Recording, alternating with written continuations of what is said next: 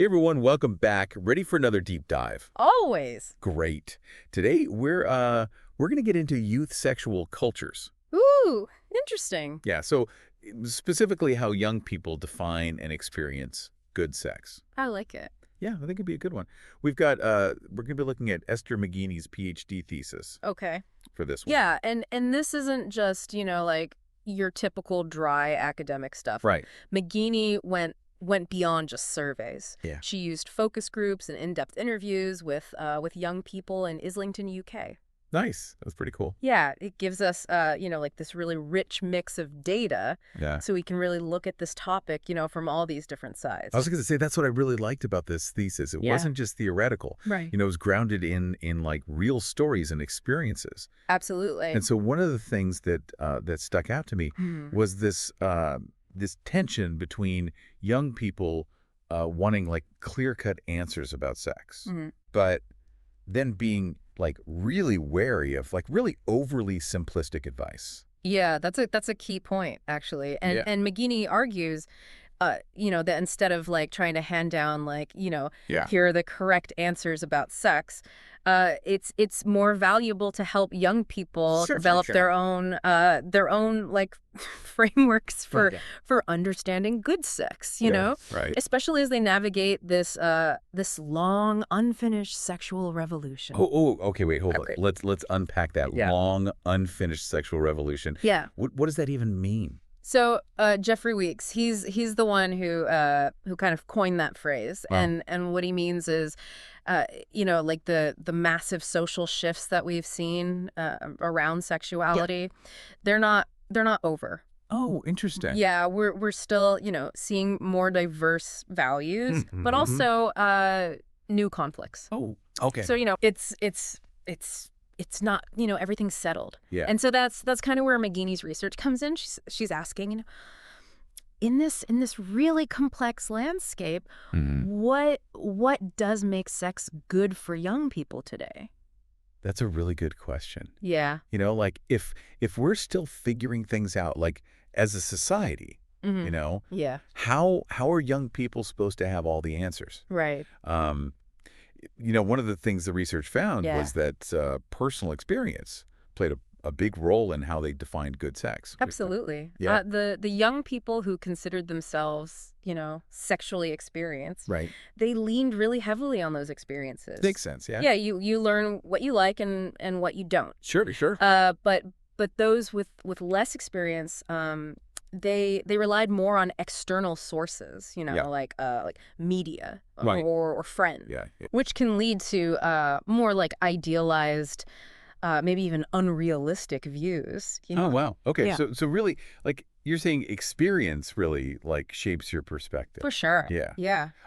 Did the research go into detail about like what kinds of experiences are like especially formative, in shaping these views? It's a great question. Yeah. And while the thesis doesn't delve into, like specific types of experiences, Okay. it highlights how crucial, those formative moments are. What happens in, those first encounter, those early relationships. Right. It might lay the groundwork for how we approach intimacy, later on. That's a great point. Yeah. It is something to ponder for sure. It is.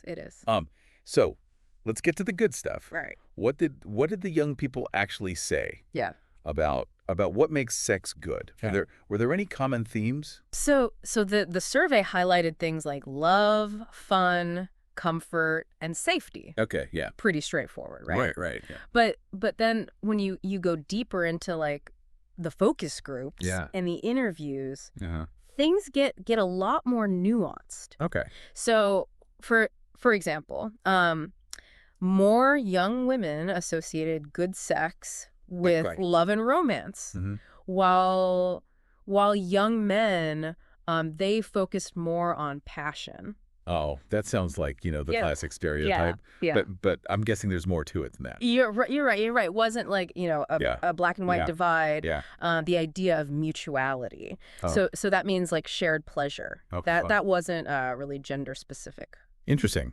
Yeah, and what's interesting is that it became more important with age and experience. Oh, okay. So it suggests that as we mature, our definition of good sex kind of shifts to become more inclusive. Yeah, focused on both people's enjoyment. Yeah. Like we learn that it's not just about our own satisfaction, but about creating the shared experience. Yeah. Yeah. Now things got really interesting when the research looked at casual sex, right? Oh, yeah. That's where you start to see some real tensions and complexities. Yeah. Particularly in the focus groups, there were really strong emotions and attempts to set moral boundaries around casual sex, especially among the young women. It was really fascinating to see how, they grappled with societal expectations, but then also their own, personal desires, and then also the potential consequences of casual encounters. Yeah, for sure. Yeah. Can you give us an example, a specific story that kind of illustrates this tension? Absolutely. Yeah. There was this one all-male focus group. Okay. Where the guys, they engaged in this banter that was pretty revealing. Okay. They used expressions of disgust towards women as a way to assert their dominance within the group. That doesn't sound very respectful at all. No. It sounds like they were trying to establish a hierarchy by putting women down. Yeah, you hit the nail on the head. It was a classic example of how masculinity can be performative and how those performances can be harmful. Yeah. But here's the intriguing part. Right. When asked about female pleasure, their language changed completely. Really? Yeah, they started using Disney metaphors. Oh, wow. Football analogies. Okay. All these really indirect ways. That's fascinating. Yeah. It's almost like they couldn't reconcile those two things. Yeah. Their negative view of women in general, Mm-hmm. and the idea of women experiencing pleasure. Right. Why the sudden shift in language, I wonder? It's a question worth pondering. Yeah. Perhaps it was a way to kind of distance themselves, from the act itself, or maybe it reflects a deeper discomfort with acknowledging female agency and desire. Yeah, for sure. It definitely highlights the complicated layers of social conditioning and how those messages can manifest in these unexpected ways. Right. Yeah. It seems like their definition of good sex is still evolving. Definitely. Yeah. Grappling with societal expectations and personal experiences. Absolutely. And this evolution becomes even clearer when we look at how McGeeney categorized her interview participants. Okay. She had virgins and beginners, couples, and sexual explorers. All right. Interesting. So this allowed her to really track how the definition of good sex shifts as people move through different stages of their, relationships and sexual lives. It's like a roadmap of how our understanding of intimacy changes over time. Exactly. Yeah, that's a good point. Yeah. So let's start with the virgins and beginners. Okay. What were some of the anxieties and pressures they faced when it came to defining good sex? So timing was a big one. Okay. There was this pressure to wait for the right person, and a lot of parental messages kind of woven into those expectations. Sure. So imagine being a teenager trying to navigate those first forays into dating and intimacy. Right. With your parents' voice echoing in your head. Yeah, I can only imagine. Yeah. It's a lot to juggle. It is. It is. Societal pressures, personal desires, and the weight of your parents' expectations. For sure. Yeah. Did the research dive into any specific examples of how those parental messages played out? It did. Right. One participant Michael. Okay. He even described having a mum in the head. Oh, what? Constantly guiding his decisions. Yeah. Yeah. He'd kind of internalized his mother's warnings about sex. Right. To the point where, like, he prioritized her voice over his own desires. Yeah. That's pretty powerful. Yeah. It shows just how powerful, those early messages can be, even if they're not, explicitly stated. Yeah, for sure. Yeah. Like carrying those expectations on your shoulders, even as you're trying to figure out your own path. For sure. Yeah, that's heavy stuff. It is. And those expectations shift, right? Yeah. As you enter into, committed relationships. Absolutely. The couples group. Yeah. Highlights those perfectly. Right. Yeah. They're no longer just figuring out if they should have sex, but how to make it good for both partners. Exactly. So for them, good sex becomes less about personal exploration and more about finding that shared groove. Exactly. Yeah. Okay. And that involves navigating, like a whole new set of challenges. From negotiating pleasure within, an established dynamic to dealing with, potential frustrations and unmet needs. Wow. Okay. That sounds like a whole other level of complexity. It is. It is. Yeah. Did the research offer any insights into how couples approach those challenges? Sure. Were there any specific stories that stood out? Oh, there were some great stories. Okay. For example, Vinny talked about how she essentially had to teach her boyfriend. Oh, wow. How to please her. Okay. Yeah. So it's like she became the teacher. She took on this almost instructional role. Right. Guiding him towards what felt good. Interesting. Yeah. It makes you wonder if that dynamic shifted the power balance in their relationship, even outside the bedroom. That's a great point. Yeah. Yeah, it definitely raises questions about who holds the knowledge and how that knowledge can influence the dynamics of intimacy. Yeah, for sure. Yeah, and then you have someone like Beyonce, who talked about finding immense pleasure in being the dominant one in her relationship. That's really empowering to hear her embrace that role. It is. Yeah, it challenges those traditional assumptions about women being passive or submissive in heterosexual relationships. Absolutely. Did she talk about how her partner responded? She did. To that dynamic. Yeah. She actually expressed some frustration when her partner climaxed too quickly, which highlights another layer of complexity in these negotiations. It's not just about figuring out what you like, but also learning to attune to your partner's desires and rhythms. Sure. It's like finding that sweet spot where both partners feel satisfied and heard. Exactly. And it sounds like communication is key. It is. To achieving that balance. Yeah. Absolutely. And not all couples are so lucky. Right. I imagine some struggle to find that shared groove. Yeah, and Kat's story offers a really great contrast. Okay. She talked about growing frustration with her partner's passivity, feeling like she always had to take the lead. It makes me wonder if that frustration stems from societal expectations about men being the initiators in heterosexual relationships. It's she's carrying the weight of those expectations. Yeah, it definitely. It can be exhausting. It can. Yeah. So. Yeah, it definitely highlights how those gendered scripts can play out in these subtle ways, even within couples, who are committed to equality and mutual respect, and it underscores the importance of challenging those scripts and creating space for more open and honest communication about desire. Absolutely. Yeah. So it's not just about talking about what feels good physically.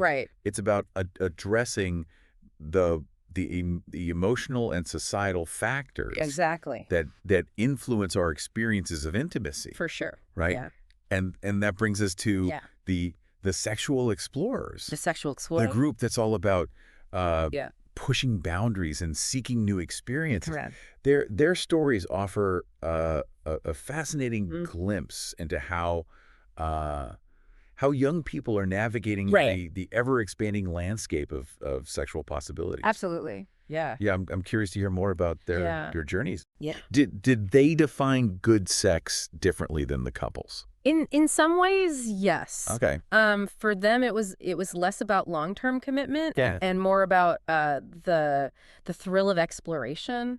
You know, trying new things, experiencing a variety of partners and practices. Okay. But even within this group, there was still this desire for connection. This yearning for something more than just fleeting encounters. It makes you wonder if it's possible to have both, you know, like the excitement of exploration and the depth of a lasting bond. Right. It's the age-old question, right? Yeah. And one that, you know, many of these young people are actively grappling with. Yeah. One participant, James, he described a particularly memorable no boundaries night with friends. Yeah. Lots of drinking, drugs, and partner swapping. Sounds pretty intense. It was. Yeah.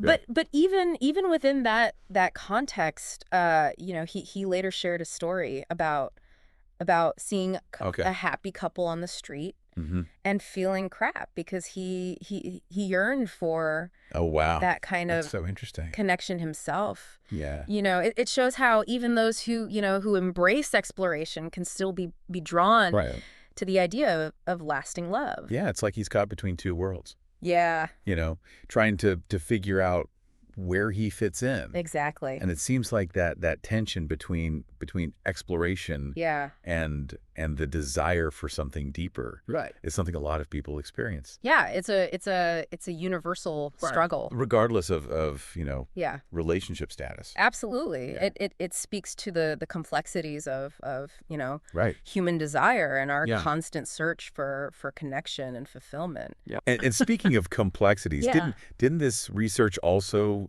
challenge the idea that it did simply talking more about pleasure in sex ed is the solution? It did. Yeah. McGeeney found that just adding a discourse of pleasure without a critical framework can actually be counterproductive. That's interesting. How could talking about pleasure backfire? Yeah. So think about it. Yeah. If you tell young people that good sex is all about achieving orgasm without addressing, you know, power dynamics, consent, communication, you're setting them up for you know, potentially unhealthy expectations and even risky behavior. Yeah.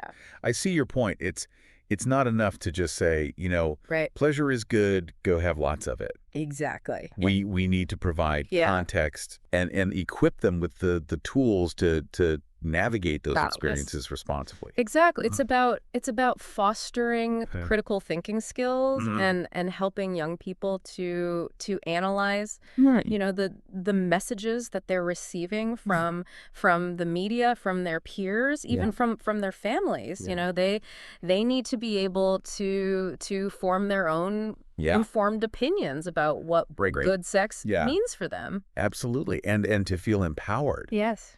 To communicate their needs and desires, to set boundaries, to navigate consent in a way that feels authentic. Exactly. You know, that's a lot to unpack. It is. Even for adults. It is. Yeah. And that's why it's so important to create these spaces where young people can have these conversations openly and honestly. So it's not just about sex education. It's about fostering a culture of open dialogue about relationships and sexuality. Right. Exactly. Yeah. Exactly. Because as we've seen from this research, good sex isn't one size fits all. It's deeply personal, fluid, and constantly evolving. Constantly evolving. And ultimately, it's about empowering young people. to embark on their own journey of discovery and growth. For sure. That's such a powerful message. It is. But we've only just like scratched the surface of this research. There's so much more to uncover. Absolutely. Especially when we delve into the specific stories and experiences shared by McGeeney's participants. Yeah. So stay tuned for part 2, where we'll dive even deeper. Yes. Into those individual narratives and explore what they can teach us about the complexities of modern relationships. I can't wait. Yeah, me too. Sounds great. All right, we'll see you there. Okay. So, it's really fascinating how this research kind of challenges some of the common assumptions that we have about, sex in relationships. Right. For example, we often think of like virgins and beginners as being consumed by anxieties about timing and waiting for like the right person. Right. And while that's certainly true for some, there are other factors at play as well. Oh, I'm all ears. What other factors stood out to you? Was it all about parental pressure and parental messages definitely loomed large. But it wasn't always about like outright prohibitions or strict rules. Right. Sometimes it was more about like the subtle ways in which parents communicate their values and anxieties. Right. Remember Michael, the young man with the mum in the head? Right. Right. His experience highlights how those like unspoken fears and warnings can become like internalized, shaping our choices even when we're not like consciously aware of it. It makes you wonder how many of our beliefs about sex and relationships are actually our own, right? And how many we've kind of inherited from our families or absorbed from the culture around us. It's a lot to unpack, especially when you're just starting to figure things out. Yeah, for sure. Yeah. And it's a process that continues as we move through different relationship stages. Absolutely. Think about the couples group. For them, the challenges shift from like navigating those initial anxieties to figuring out how to maintain a satisfying sex life within the context of a long-term relationship. And that's where things get really interesting. Because it's not just about the individual desires anymore. Right. It's about negotiating those desires with another person. Exactly. And that sounds like a constant dance. It is. Of communication and compromise. Yeah. And maybe even a little bit of tension at times. Oh, for sure. Yeah. Did the research give any examples of how couples approach? Yeah. Oh, there were some those challenges. Great stories. Oh. For example, Vinny talked about how she essentially had to teach her boyfriend how to please her. Oh wow! So it's like she became the expert in their relationship. She took on this almost instructional role. Okay. At least when it came to sex, guiding him towards what felt good. It makes you wonder if that dynamic shifted, the power balance in their relationship, even outside the bedroom. That's a great point. Yeah. Yeah. It definitely raises questions about who holds the knowledge and how that knowledge can influence the dynamics of intimacy. Yeah, for sure. And then you have someone like Beyonce who talked about finding immense pleasure in being the dominant one. Right. And it's so refreshing to hear her. It is embrace that role. Yeah. It challenges those traditional assumptions about women being passive or submissive in heterosexual relationships. For sure. Did she talk about how her partner she did responded to that dynamic? Yeah. She actually expressed some frustration when her partner climaxed too quickly, which highlights another layer of complexity in these negotiations. Yeah. It's not just about figuring out what you like, but also learning to attune to your partner's desires and rhythms. It's like finding that sweet spot. Yeah, that exactly. where both partners feel Where both partners feel satisfied and heard. satisfied and heard. Yeah. Yeah, and it sounds like communication is key to achieving that balance. Absolutely. Yeah. And not all couples are so lucky, right? Right. I imagine some struggle to find that Yeah. shared groove. And Kat's story offers a great contrast. Okay. She talked about growing increasingly frustrated with her partner's passivity, feeling like she always had to take the lead. It makes me wonder if that frustration stems from Societal expectations about men being the initiators in heterosexual relationships. Yeah. It's like For sure. she's carrying the weight of those expectations. Yeah, it definitely highlights. Which can be exhausting. It definitely highlights how those gendered scripts can play out in these subtle ways, even within couples who are committed to equality and mutual respect. And it underscores the importance of challenging those scripts. Yeah, absolutely. And creating space for more open and honest communication about desire. Absolutely. So it's not just about talking about, what feels good physically. Right. It's about addressing the emotional and societal factors Exactly. that influence our experiences. It influence our experience. Our intimacy. Intimacy. And that brings us to the it's the which we'll explore. Sex. The group that's all about pushing boundaries. Yeah. Pushing boundaries and seeking new experience. New experiences. Their stories offer a fascinating glimpse into how young people are navigating the ever expanding landscape for sure of sexual possibility. Sexual possibilities. Yeah. I'm curious to hear more about their journeys. Yeah. Did they define good sex differently than the couples? In some ways, yes. Okay.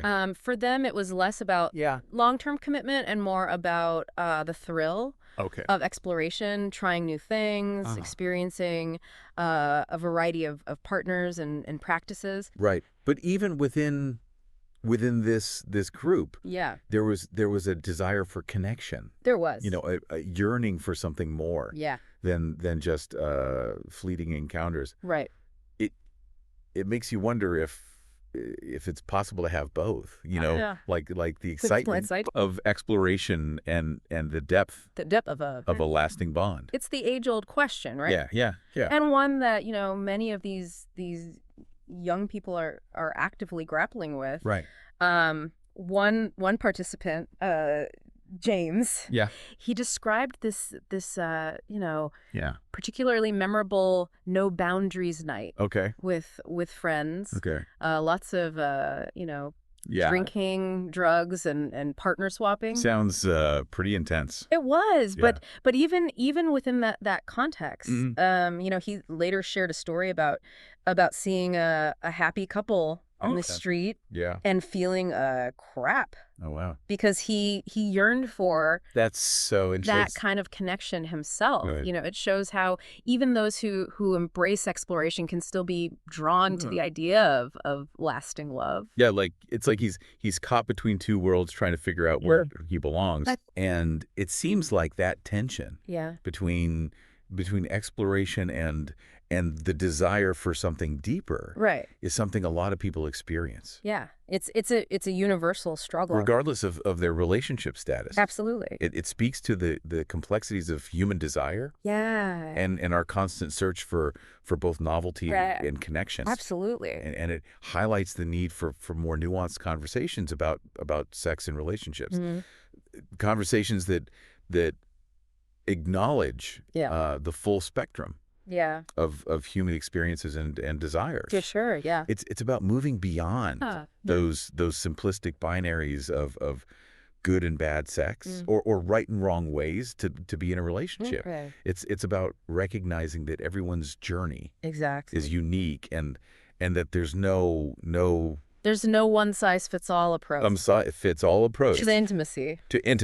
And that's where this research becomes so valuable. It is. It challenges us to rethink our assumptions about what good sex means and to create spaces where young people can explore their own desires and boundaries in a safe and supportive environment. Absolutely. It's about empowering them to make informed choices, to communicate their needs effectively, and to navigate the complexities of consent and pleasure in a way that it feels authentic. It feels authentic and empowering. Yeah.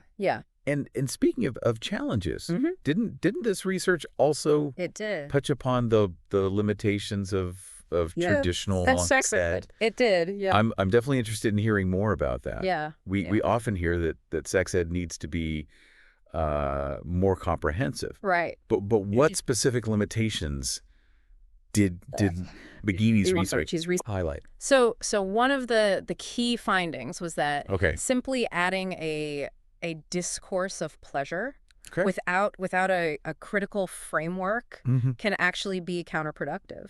That's interesting. How could talking about pleasure backfire? I would think that open conversations about pleasure. Yeah, so think about it. If you tell young people that good sex is all about achieving orgasm without addressing, power dynamics, consent, communication, you're setting them up for potentially unhealthy expectations and even risky behavior. I see your point. It's not enough to just say pleasure's good, go have lots of it. Exactly. We need to provide context and nuance. Yeah, for sure. And equip them with the tools to navigate those experiences responsibly and ethically. Responsibly and ethically, yeah. It's about fostering. It's about fostering critical thinking skills. Helping young people to analyze the messages they're receiving. From the media, from their peers. Right. Even from their families. From their families. They need to be able to form their own informed opinions about what good sex means. Informed opinions. For them and to feel empowered. To act on act on those opinions. Opinions in a way that feels safe and authentic. Feels safe and authentic. It sounds like a tall order. It is. How do we even begin to create these spaces for open and honest dialogue about sex and relationships, especially given the societal taboos and discomfort that often surround these topics? It's definitely a challenge. Yeah. But I think the first step is recognizing that these conversations are essential, not just for young people's well-being, but for the health and vitality of our communities as a whole. Absolutely. We need to create a culture where these topics are no longer, shrouded in shame or secrecy, but are openly discussed with respect, curiosity, and a willingness to learn from each other's experiences. It's about shifting the focus from judgment and fear to a place of understanding and empathy and empowerment. And that's a shift that requires a collective effort. Not just from educators and parents, but from everyone who cares about creating a world where young people can embrace their sexuality in a healthy and fulfilling way. You're absolutely right. Yeah. And that's a perfect segue into the final part of our deep dive, where we'll explore some of the broader implications of this research, and consider what it might look like to create a more sex positive, empowering culture for young people today. Yeah, I can't wait. Wow, it feels like we've been on quite a journey. I know, with this research, from those early anxieties of virgins and beginners to the challenges of navigating long-term relationships. And the thrill of exploration. It's clear that there's no one size fits all. Definition of good sex. No. It's so. And the more we delve into these individual stories, the more we see the complexities and nuances of human desire, the constant push and pull between societal expectations and personal experiences. It makes you realize how how important it is to move beyond those simplistic messages, right, and create space for more yeah, open and honest honest conversations about sex and relationships. conversations, yeah, But where do we even begin? It yeah, feels like such a daunting task, yeah, especially with all the taboos right, and discomfort that still surround these topics. Yeah, it's definitely a challenge, but I think the first step is recognizing that these conversations Yeah. aren't just about sex. Right. They're about, relationships, communication, self-awareness, Right. respect. Right. They're about equipping young people with the tools and the knowledge to navigate the complexities of intimacy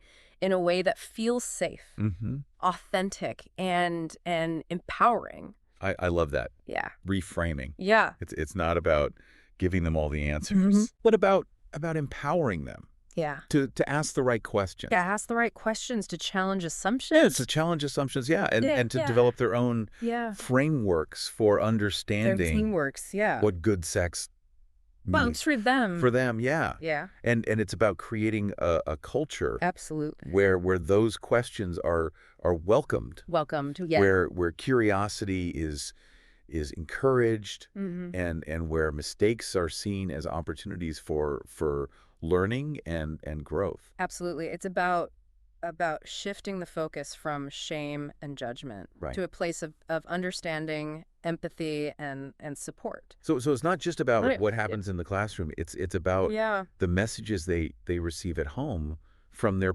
peers, from the media. It's about creating a broader culture that supports healthy and respectful relationships. Healthy and respectful relationships, for sure. What resonated with me was how this research challenged the idea. Yes. It's simply talking more about pleasure is the solution. That's a crucial point. Yeah. While it's important to acknowledge and celebrate the role of pleasure in healthy sexuality, sure, it's not enough to just say pleasure is good, go have lots of it. Go lots of it. Yeah. We need to provide context, nuance, and a critical framework for understanding how pleasure intersects with power dynamics, consent, and communication. It's about empowering young people to absolutely make informed choices, to recognize and respect their own boundaries, and to advocate for their needs and desires. For sure. In a healthy and assertive way. In a healthy and assertive way. That's so true. It is. And this research gives us a glimpse into, how those definitions evolve over time. Yeah. Shaped by our experiences. Shaped by our experiences, yeah. Our relationships. Yeah. And the ever-changing landscape of social norms and expectations. Absolutely. And by understanding those influences, by having open and honest conversations, and by challenging the assumptions and taboos that still surround sexuality. Yeah, absolutely. We can create a more supportive and empowering environment for young people to explore. Their own unique paths to intimacy and fulfillment. To intimacy and fulfillment, for sure. So to wrap things up, if you had to distill one key takeaway from this deep dive, what would it be? I think it would be this. Good sex is not a destination. It's a journey. It's a journey. It's a process of self-discovery, communication, negotiation, constantly shaped by our experiences, our values, and the evolving landscape of relationships. Right. And by embracing that complexity. Yeah. By fostering open and honest conversations, and by challenging the societal scripts that limit our understanding of intimacy. Right. We can create a world where young people feel empowered to navigate that journey with confidence, curiosity, and a deep sense of self-respect. What a powerful way to sum it up. Thank you. It's a reminder that this conversation doesn't end here. Yeah. It's something we need to keep keep exploring. Exploring, discussing, and evolving. Yeah. So let's keep those conversations going with our friends, our families, our partners. Absolutely. And most importantly, with the young people in our lives. Yes. Thanks for joining us on this deep dive. Thanks for having me.